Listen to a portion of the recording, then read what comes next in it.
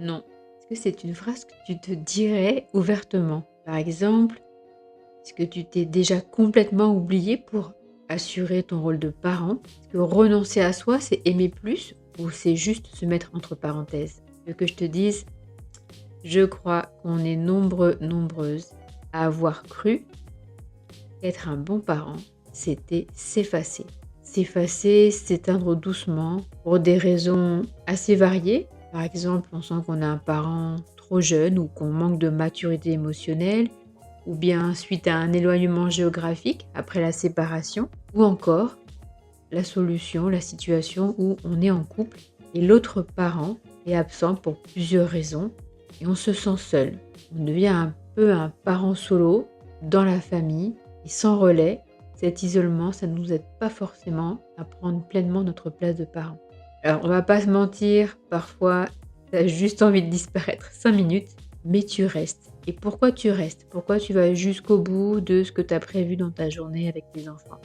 Il peut y avoir quelque chose comme une loyauté invisible, une sorte de fidélité familiale invisible parce que nos parents ont fait ceci, cela. Donc soit on fait complètement le contraire pour réparer son passé, ou soit on n'a pas réussi à lutter et on fait la même chose. Ou bien on se dit que devenir le parent parfait au détriment de l'être humain que l'on est et de ses besoins, c'est permettre à son enfant d'avoir des conditions pour grandir en toute sérénité. Parfois, on met de côté aussi ce que le corps, l'esprit, ce que notre santé en fait vont subir. On oublie les douleurs chroniques, on oublie ah oui, j'avais un rendez-vous pour moi, j'ai pas eu le temps de programmer cette sortie ou j'ai dû annuler. Et puis la fatigue s'accumule, le corps répond de moins en moins, des problèmes de santé viennent se greffer et on met ça sur le compte. J'ai pas bien géré, je ferai mieux la prochaine fois. Alors on ghoste sa propre fatigue et puis on va sur les réseaux sociaux, on scrolle et on dit ah eux c'est parfait, toutes les images que je vois, il y a des parents qui s'en sortent, ça donne trop envie. Bon honnêtement, on sait que c'est pas tout à fait vrai. Alors oui, ça m'est arrivé hein, franchement, en toute honnêteté, moi aussi d'avoir la sensation d'être un robot émotionnel. Je sais les deux mots vont pas vraiment ensemble, mais c'est ça, en mode automatique. Que toi aussi, ça t'arrive de temps en temps de faire quelque chose de façon automatique parce que c'est une habitude de fonctionner comme ça, de même pas se poser la question s'il y a une émotion ou dans quel état tu te sens.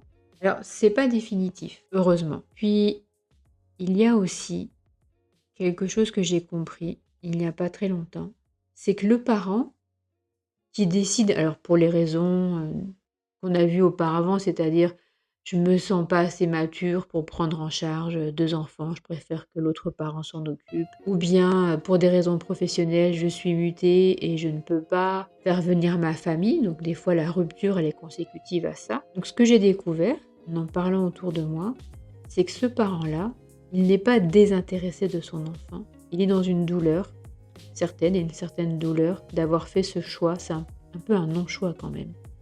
C'est quand même difficile de se dire: «La carrière professionnelle, elle est importante, ça me permet d'avoir des rentrées d'argent et de pouvoir aux besoins de ma famille et d'un autre côté, je vois pas mon enfant ou mes enfants».